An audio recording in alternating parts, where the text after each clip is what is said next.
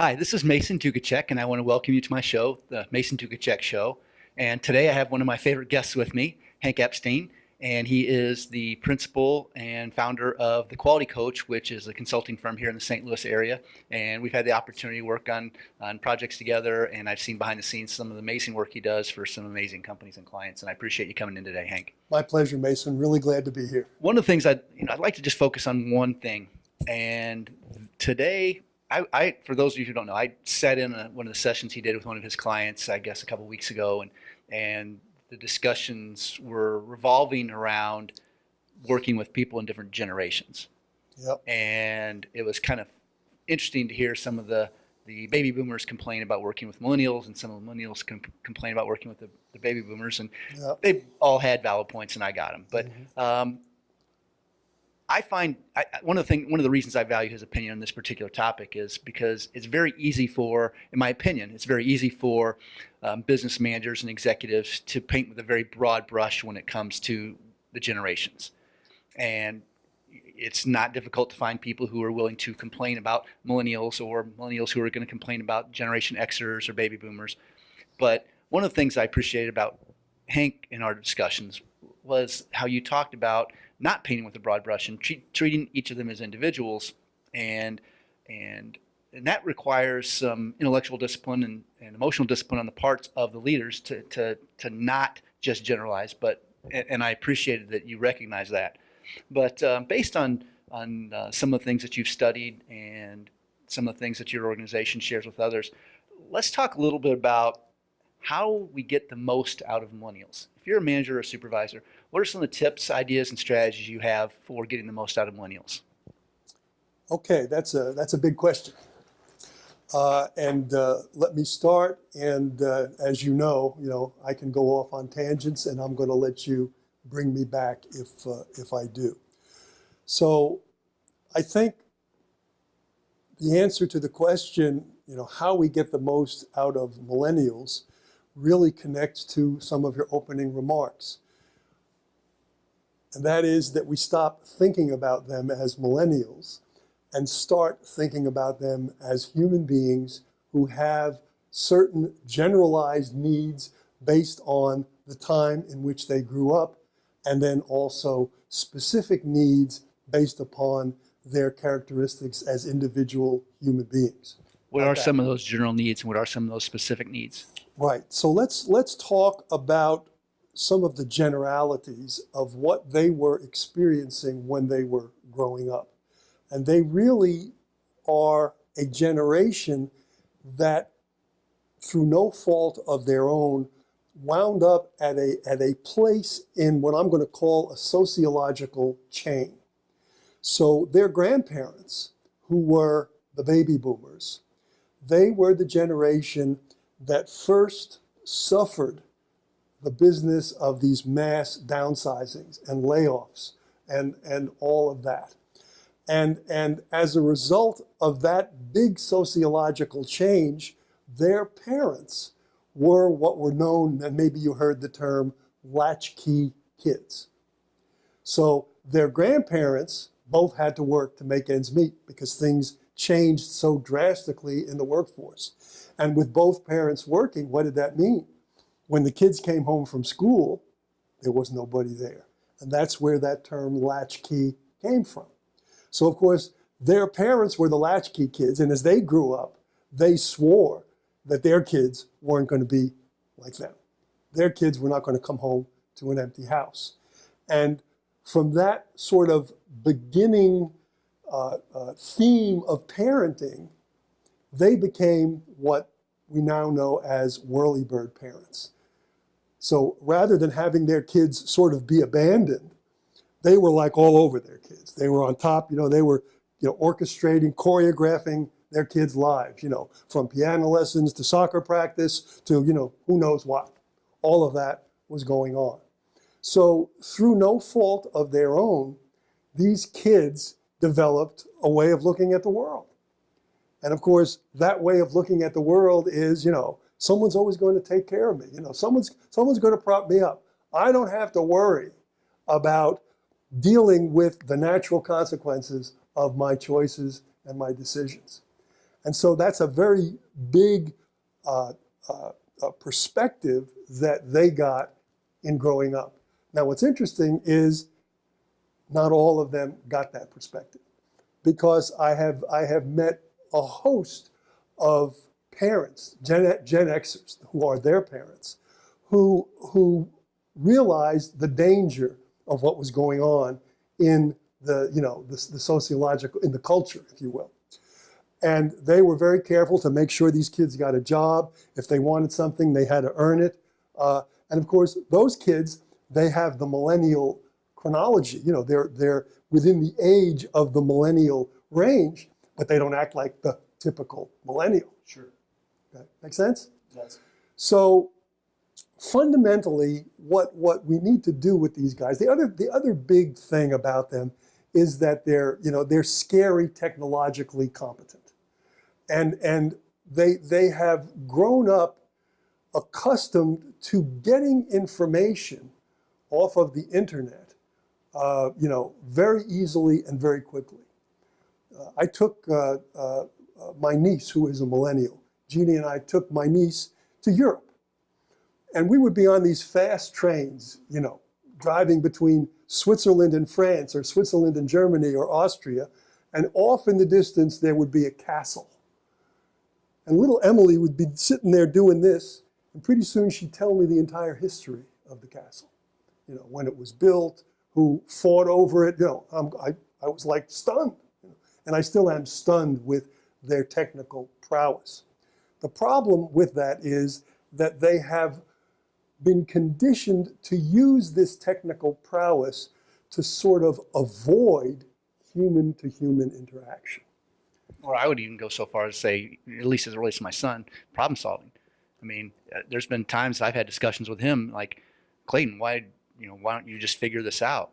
And it might take me 15, 20, 30 minutes to think about something and figure out a solution, where he can just go online, find out the different options and say, here you go. Yeah. And, and I'm like, but you're not thinking, you're just finding the answer. And the reality of it is, he's like, well, why would you take 20 or 30 minutes to do something I can do in 5? Yeah. And the reality is he has a point. Yeah, he has a point. As do I. But but I understand his perspective. Exactly. And now you're right at the heart of it. The key to all of this is to be patient enough to interact with these folks so that you get their perspective and you demand that they get your perspective as well. If we can do that. I think you have to do both of those. You have to do both. And of course, when you think about it, isn't that true of anybody? So my perspective, I'm going to be 75 in February.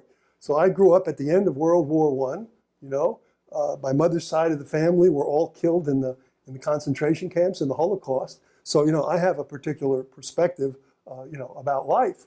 I watched my father, in his job, the way he treated people had a huge impact on the way I treat people, and how important I think it is to value everybody. So what are some of the tips that you have for dealing with millennials and getting the most productivity and value out of it? So the first tip is the one that we just said. You've really got to be patient. You've got to spend some time with them to understand their perspective. That's a difficult challenge, because you've got deadlines. As a leader, you've got deadlines, and you've got a million different things going on in your head, and they don't have the benefit of all of the knowledge and experience you have. And when you say, hey, I need you to do this, they put the brakes on, and they got to know why. Right. And see, that's where it's important for you to tell them why. It might not be the why that they want to hear in the moment. For the record, I found that because I said so, it doesn't usually work very well. The thing is, so let's just take that as a scenario, okay? So, you've got this young person, or someone older than me might say, well, because that's the way we've always done it. Right. Yeah. Right. And just every bit as frustrating to them as millennials as the reverse is true. Right. So you've got a deadline, an emergency job that you need to get done, and they want to know why. So there's 2 ways you can approach it. So, you can approach it like the boss, right? And say, you do it because I told you to do it, Or you can approach it more like this wholehearted leader kind of thing that we've been talking about on some of these other programs, Mason. You can say, look, right now, the most important thing is to serve that customer. And that means we've got to get this done so we get it into shipping department, so it ships today so he gets it tomorrow. Now, tomorrow, when the pressure's off a little bit, you and I are going to sit and talk, and I'll explain to you some of the things that are going on. And oh, by the way, I noticed something that you were doing with your iPhone and something that you said to me last week, and it occurs to me that that might help improve this process. And I want to talk to you about that as well. Kind of get the idea? Yes. Does that make some sense? So in other words, we got to get off of our knee-jerk default, I'm the boss, do what I say response. That's the first thing. So what you're talking about there is coaching. Exactly. Exactly. And interaction. Exactly. And one of the things that you have to understand about these folks is because they have spent so much time doing this, they really do need coaching in human interaction. They don't know how to interact. For them, the business of this and this on the on the internet, the thumbs up, the thumbs down, all of that kind of stuff is totally dehumanizing. It's not human. Well, it's funny you talk about the need for coaching for human interaction because my son just started his freshman year at college. And there are a couple pieces of advice that I gave him. I won't share all of it, but one of them was when you're talking to an adult, and I don't care if it's a coach, I don't care if it's a teacher's aide, I don't care if it's a professor or if it's another parent. And when you're engaged in a conversation, I expect you to put your phone away, and I don't care who's texting or who's ringing. I want you put it away. And do not look at it until that conversation is. You give them their undivided attention. I said, son, if you can do that, then that will put you head and shoulders above your peers who haven't been told that, or two have been told that and haven't followed that advice. And he called me up recently and he said, Dad, he goes, you gave me better advice than I expected. And I go, why is that? And he said, well, evidently there was one of the athletes was talking to a coach and was texting during the conversation with the coach. And the coach was a little bit old school and didn't take too kindly to it. So the coach took the phone, tossed it into the pond. And of course the athlete was like, what am I supposed to do now, coach? He said, well, looks like you either need to learn to swim or get a new phone. That was into the conversation. Yeah. So my son was like, Dad, you were right about that. Absolutely. And I'm like, every once in a while, I'm on target kid, and this might be one of those times. Right. But so I understand. I agree with you 100% about the coaching on the human interaction. What about openness to their ideas? Is that a good thing or a bad thing, and why? Yeah, well, it's interesting. Again, what makes an idea a good idea or not such a good idea? It's sort of the context, isn't it? So one of the things that you can do with these guys is you can get them all involved in improving the work that's assigned to them. And of course, the model that we love to use, and you've heard me talk about this in the past, is the 2-second lean model. So the first thing about that model is we want to teach them how to recognize waste. So of course, there's an acronym. What is the 2-second model for those? Yeah, so the 2-second model got 3 elements to it. First, learning to recognize waste, and there's 8 different kinds of waste. Second of all, is identifying something about their work that bugs them. Which that's not hard. That's what they're complaining about, right? And then give them the opportunity, almost unquestioningly, to make the adjustments in what's bugging them so that it works better. And of course, with these guys, because they're using this technology, and guys like me don't even know what the technology is or what its capabilities are, it's worth asking the question, okay, what was it about the technology that had it improve this process so significantly? And are there other steps, other tasks similar to this one in other processes that we might apply this to as well? So now all of a sudden we're into the best practice game. And then the third element of 2-second lean is making videos before and after, so that people, first of all, and showing these videos in a routine way. So people see all the different kinds of waste that are out there. And then they start to go, whoa, boy, I see something like that in my process. Yeah. And also giving people an opportunity to acknowledge each other. Because often you can't make an improvement without the help of maintenance or without the help of engineering or the help of accounting. And so in the videos, not only do you show the before and after, but you give the audience, a sense of acknowledgement of the people who helped that particular person in their improvement. So what do you say to a manager or a team leader who's frustrated with millennials who have been there 6 months and already want raises and promotions? Yeah, that's a tough one. I got involved in this whole area of our coaching work based on a phone call from a client. And he had just gotten off the phone from the mother of one of our employees. And she wanted to know why her daughter didn't get exceeded expectations. By the way, that's not the first time I've heard of that conversation. She wanted to know why her daughter meets expectations, not exceeds expectations. And of course, when he told me that story, I mean, my mouth just dropped, and I really didn't know what to say to him. And so I began to study.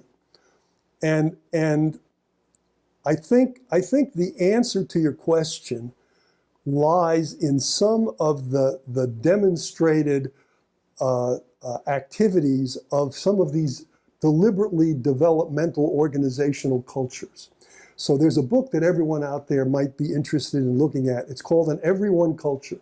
And it was written by a Harvard psychologist named Robert Kegan. And he's an educational psychologist. He's the one that coined that term, deliberately developmental organization. And I think that what you do is you begin with these folks to put them on some kind of a career path.